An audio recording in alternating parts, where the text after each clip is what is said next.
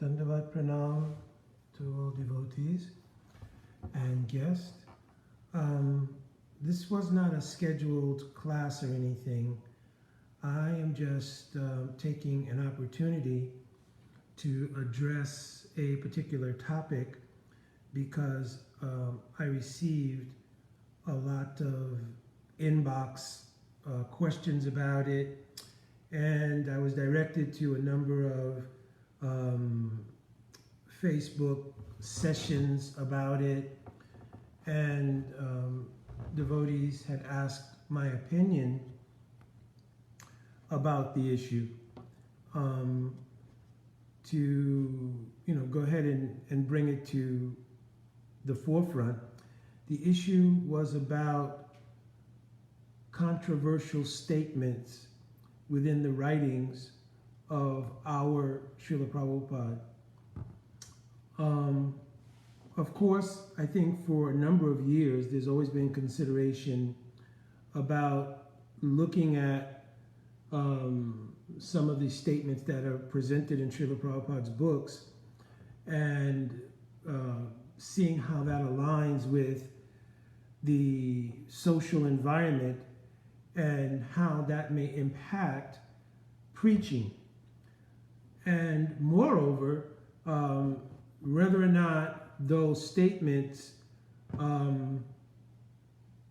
are factual statements for one, whether they are statements that reflect on our Srila Prabhupada, and just, in a continuum from that, various doubts have arisen, and even some faith crises for some who are more new to the practice of bhakti and maybe did not have the opportunity to have the association of Srila Prabhupada. Especially for them, it has presented sometimes a crisis of faith in varying degrees. Not everybody, it affected in the same way. So I wanted to discuss very briefly. I don't want to do an extended discussion on it. I think there are enough forums on it. There are enough people marinating and digesting and discussing this issue. But because a lot of devotees wrote and asked, rather than to continually write back individually, taking time from Bhajan Life and writing back individually to every person, I'm simply giving a short opinion on the issue. So I had a discussion this morning with my good wife, and we both discussed the fact that during the time of Srila Prabhupada's Acharya Lila, his manifest Acharya Lila, and the preaching that went on during that time, it wasn't a time that was void of social awareness. The late 60s and into the 70s was a very heightened time of social awareness on a racial level, on a gender level, on a women's rights level, on so many different ways. There was a social consciousness and awareness. So it wasn't that Srila Prabhupada's presentation of the books and the preaching that went on during that time was void of social awareness. So then what is the difference between that time and the current time we're living in, where again, there is an upsurge, I'll say. It's never gone away. Social awareness has never gone away on many levels, obviously. But there seems to be a upsurge again, so to speak, of the social awareness and social justice movement.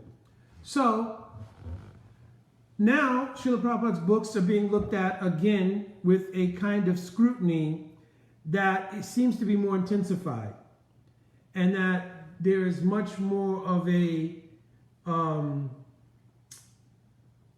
lack of a better word, more socially engineered thrust about attacking anything that appears to be a social justice issue. Now, in discussion with my wife this morning, we both concluded, well, what the difference primarily is between the time when Srila Prabhupada's preaching was beginning and through the 60s, 70s, when there was social awareness, and the time that's now, as far as social awareness is concerned. The difference primarily is the thrust of the and potency of the social engineering behind it. Certainly back in the 60s and 70s, anybody who wants to do any research, I don't want to go down this rabbit hole. I'm not unaware of all these things. Many of the social justice and social awareness movements were not simply organic grassroots movements. They were, in fact, socially engineered and constructed to create division and so forth and so on. So that's always been a playbook fact. In the time we're living in now, where social media and the information flow is so much greater, the bombardment of socially engineered and agenda-based social justice and social awareness movements are just more potent, right? They're just more potent. And therefore, their ability also to reach into deeper recesses of everything is heightened. So that's one difference. But what is the difference from the devotional side?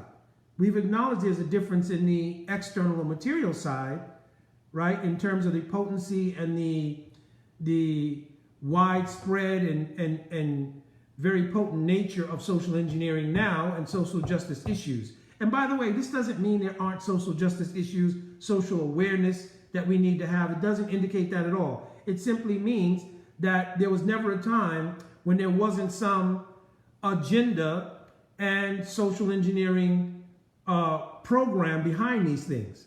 And if anybody thinks differently, that's either naivete or just haven't done any research. Okay, so now that being said, from the spiritual side, what is the difference? This is, again, an opinion, right? And people may feel differently about it. And I don't mean to offend or pinch or put anyone in any difficulty in the discussion, because it is my opinion, right? And I always differentiate between something that's my opinion and when I am speaking a matter of Siddhanta, right? So my opinion is that during the time of the Acharya Leela of Al Srila Prabhupada, the clarity and purity of the motive and intent of Srila Prabhupada was much clearer. I think at that time, in the presence of Srila Prabhupada, it was clear that his motive and intent was to deliver the pure message of bhakti, which is foundationed on the idea that we are not the material body or its byproducts, but that we are a spiritual entity who has an eternal relationship with God beyond the material arena, and that our primary duty is to understand and act on that basis. So let me say it again. One was that we were not the material body or its byproducts, but that we were essentially spiritual beings who are eternal servants of divinity, and our focus and energy should be put into actualizing that reality. That was the thrust and foundation of the teachings that Srila Prabhupada gave. And of course, from there, it elevated all the way up to the highest possible attainment of spiritual life, Radha Dasya, right? So super elevated. But the foundation was what I just spoke. Somehow, during the manifest Leela of our Srila Prabhupada, that thrust and the purity and potency behind that thrust was very clear. And it permeated the devotee community and even those who were coming new, because so many devotees were made during that time. So many books were distributed during that time. Now, there wasn't a difference in what was written in the book, there wasn't really an absence or void of social awareness. In fact, we spoke that during that time, social awareness was actually pretty high. People were, challenging the idea of the military-industrial complex and the war in Vietnam, and, so many things were going on during that time. Racial issues, gender issues, feminist issues. All of that was in play at the time, but still, so many books were distributed and so many devotees were made, right? And again, our opinion is that the purity and potency of Srila Prabhupada and the fact that devotees had invested great faith in Srila Prabhupada, it allowed the energy of bhakti, which is a non-material phenomenon, to take effect, and therefore all of those sort of social awareness issues were able to be properly codified as what they are, which are things related to the material body and the byproducts thereof, and the karmic portfolios of individuals thereof. But the pure and essential teaching, I'm not this body or its byproducts, and that I am a product of the spiritual paradigm, that came through loud and clear and was able to effectively drown out things which were based within the material body. So, opinion-wise, I'm saying, because people may offer different insights into why things are like they are and so forth, but I think that that is a big one. That we, during that time, invested faith in Srila Prabhupada in such a way that the purity of the teaching of bhakti with its foundation that we're not the body was more actualized in practice at that time. And as things went on, I don't want to say whether it was the diluting of the philosophy. I don't know. These things, that's something else that can be discussed. I don't want to attribute anything beyond what my opinion is about the potency and glory of Srila Prabhupada. But whatever it was, it allowed, especially under the circumstances that I mentioned about the current status of social justice and social awareness energy, and how it is the mechanisms behind it. I'm not talking about the organic grassroots,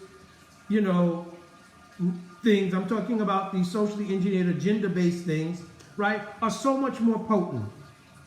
And you have, in addition to that, many devotees who did not have the experience of living ashram life, did not have the experience of living in the direct presence of Srila Prabhupada, who did not have the experience of setting up a systematized way of living where the idea that you're not the body was 24/7 being manifest in your daily life. Because ashram life was like that. From the time you got up at 3:30 in the morning till the time you went to bed at 9:30 or 10 o'clock, your day was chock full of Krishna consciousness with the premise of, I'm not this body. Now our movement is more of a congregational movement overall, and therefore there's so much more contact of many people who are coming to Krishna consciousness with their continued affiliations with the external world. And that sort of intensive, whether it was a 10-year, 20-year, whatever it was, intensive of ashram life, and the continued drilling of the essential principles of Krishna consciousness is not quite the same. Now many people are living without the insulation of ashram life, right? And as a result, I think it is very plausible that because of that, many people do get more of the potent bombardment of the external world and then try to reconcile that with their interest from a congregational standpoint, even if they've taken initiation, quote initiation, etc., try to reconcile that with their congregational involvement with Krishna consciousness. And this means that sometimes the external influence, which is, in many cases more dominant in people's lives on a day-to-day basis, where that may actually have more influence on them than their congregational involvement in Krishna consciousness. And because it does, even the most foundational principle of Krishna consciousness, which is I'm not this body, right, can be overshadowed by the thrust of the socially engineered social awareness, social justice movements, which are everywhere in every corner of our existence, because any kind of media or information flow you pick up, those things are there. Those things become so prominent that now we can look at even transcendental things, but through the filter of what's currently the social dynamic, the material dynamic. And when we do that, then it naturally will raise questions like, well, wait a minute, a statement like, women are less intelligent, or statements about the nature of the African American or African or minority community statements, or other statements regarding gender or something else. They will be looked at with a whole different vision when it's coming from the paradigm of contemporary socially engineered, social awareness constructs, right? So that principle, that foundational principle of Krishna consciousness, that I'm not the body, we don't have that as the thrust of day-to-day life, like many devotees did living an ashram life. And so when they are looking at many of devotees, and even for some devotees who live through that period of time, they also may find themselves a little bit in a, a faith dilemma, right? Because they're looking at these statements and saying, well, wait a minute, this does seem to be a little bit, but I wrote recently a post on Facebook talking about the need, because we don't have the benefit of hearing Srila Prabhupada directly speak something, being able to inquire from him as to what he meant about that, nor could we even hear the tone, inflection, nor pick up the mood in which he said it, right? So a lot of things will now just be our own assessment of what that meant. And again, in the climate we're living in now, and depending on our influence, right, we may take it, a way that Srila Prabhupada didn't mean it, right? But I wrote in the article, regardless, if one takes an overall assessment of the motive and intent of Srila Prabhupada by looking at his life as we know it, someone who in the latter stages of their lives sacrificed a comfortable life to avail themselves to great austerity, leaving the comfort of the culture, environment, and more importantly, the spiritual atmosphere, which they have already realized, to come by steamship with a heart attack to enter into a foreign land, live in a section of that foreign land, which is on the lower rungs of society, the Bowery, be robbed of possessions and everything else, to make available to mass amounts of people the absolute spiritual truth. So even if you took just a look back at the overarching portfolio of Srila Prabhupada in terms of motive and intent in his actions, it would be difficult to conclude from that he came with inbred concepts of either racism or sexism or misogyny or anything else, right? I mean, that's just, just looking at the person, looking at the activities and so forth, could I assess that that person is carrying these qualities? Therefore, if we look at a particular passage in the writings, immediately it would come to our mind, well, this person is certainly not racist, sexist, misogynist, homophobic, etc., etc. What was the motive and intent? Now, if we also back up to the original point I made, which was that the foundational teaching that he gave was, you're not the body, right? He obviously was not addressing things from the bodily perspective. He was addressing it from considering everyone to be a soul, not the material body. He was addressing that we are the soul. So he was giving us a look from the soul perspective at various things within the material world. And in the course of doing that, he may have brought up some cultural phenomenon. He may have quoted from Manusmriti or any other Dharma Sastra about a cultural statement, right? But we have to take that in the context of his overall presentation. What was the overall presentation? You are not the material body. You are spirit soul. And being spirit soul, you are equally glorious servants of Bhagavan, and I'm trying to get you to realize that. So we can't bypass the foundation of the context in which he was speaking, preaching, etc., and isolate a passage, a statement, and then, you know, in my opinion, in many cases, under the influence of the current, you know, conscious domination of socially engineered social justice, social awareness constructs, then try to define the writings of someone like Srila Prabhupada on that basis. At least you have to go back and look at what would be the apparent overall motive and intent of his even coming here. Secondly, you have to look at the foundational teaching. We are not the body. Therefore, a statement of any sort related to body is not really relating to me. Whether it's about race, gender, etc. It's not relating to me because I'm not the body.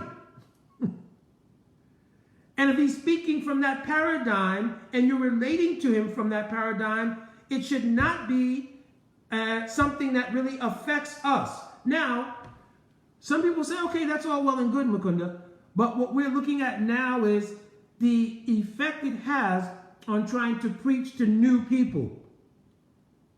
Well, that people can discuss in various ways. People can discuss in various ways. But I still bring up the point that at a time when there was social awareness, right, we were preaching, we were distributing books, and many new devotees and so forth were coming. So we need to also discuss what is the difference now and the difference between that time. What is the difference?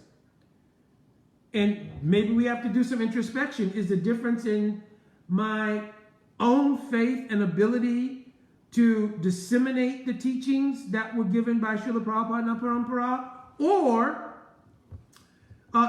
is it that maybe I've started to look at presentation of the teachings of bhakti as, you know, a kind of something more, you know, not that, you know, I don't want to say this, but, you know, kind of as something material where marketing strategies and so forth need to come into play. Now, I'm not saying that there should be no sensitivity to how someone will understand a particular statement. But I equally think, why would someone in the large volume of Srila Prabhupada's writings and the large volume of the presentation of his disciples and followers, how would it be possible that that would not be able to be put into context and perspective? How's it possible? So maybe we have to do some introspection and understand that maybe part of it is our mission to be able to make it clear what is motive and intent, right?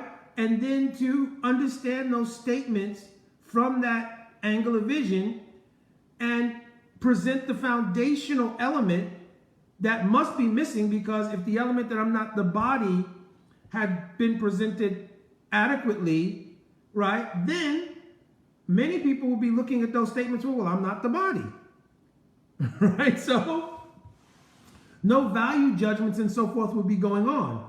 So again, I'm coming back to the idea that it must be only from the angle of vision that, well, listen, we're presenting to new people, and sometimes we distribute a book. They may go home and read that book. Right now, of course, in the book, it's not dominated by statements about race, gender, etc., etc. It's not. None of Srila Prabhupada's books are dominated by that. And if somebody has read the overarching theme of even Srila Prabhupada's writings, and they got to a statement like that and could not put it in context and perspective to the overarching volume of teaching that Srila Prabhupada gave in that book, whether it's Bhagavad Gita or any other book, then what is the sukriti of that person? Srila Prabhupada, I don't know any book where Srila Prabhupada starts off that book, I don't care what book it is, with a description of something regarding race, gender, etc. I have never seen any book like that.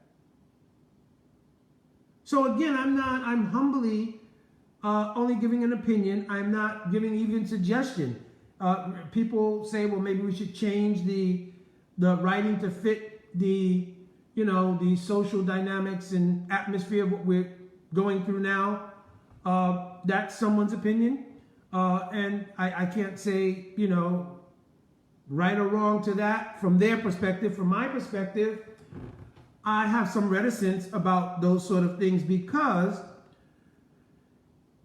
somehow or another, I think there might be a little bit of a divestment of faith in the ability of bhakti to come through, right? To come through in a way that allows a person to reconcile those minority statements in Srila Prabhupada's books, as opposed to trying to say, well, perhaps even that I'm validating that maybe Srila Prabhupada made a mistake, or Srila Prabhupada was unknowing of the cultural nuances that needed to be there, or Srila Prabhupada somehow or another actually believed these things, and therefore this may be so. You understand? So it goes down a very slippery slope in that regard, right? So again, I didn't want to make this a long thing, and probably I'm just long-winded, and that's perhaps how we got to where we are right now. But I did want to try to address it. Again, this was not a formal thing. It was spontaneous, and I just thought it was a way to answer many inbox questions and so forth all at one time about my personal perspective on this. And of course, I certainly welcome anybody to contact me regarding further discussion on it, or if you want to write in the comments or something, as long as it doesn't start to become so long and starts to detract from bhajan life, everything, then certainly we can try to answer. I think there are some very good. There was a podcast the other day with Jai Jagannath Prabhu, another devotee, and Sriman Harikatha Prabhu. And I thought that also, I looked at part of it. I couldn't look at all of it, but I do know at least that Sriman Harikatha Prabhu gave some very insightful things based on understanding, even linguistically, in terms of Sanskrit, how some of these things may be misconstrued just because of the language issues, right? And the overall presentation, I think, of the podcast, because there was questions and answers, would be very helpful. Right, I think there was another podcast, a devotee named Namaras Prabhu, right? So one devotee sent me one of the podcasts. One of them I just came across on Facebook, and then I was getting all the kind of inbox questions and things.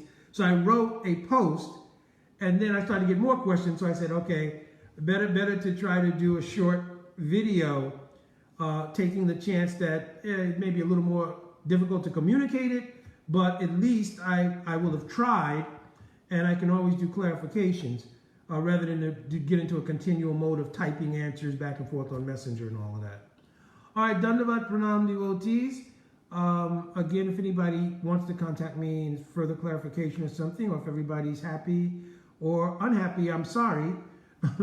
But I just wanted to try my level best in all humility to present what I felt about this particular issue. All right, Dandavat Pranam to all devotees, and please give me your blessings and mercy to make progress in Sudha Bhakti. Jai Hari Bol Radhe Radhe.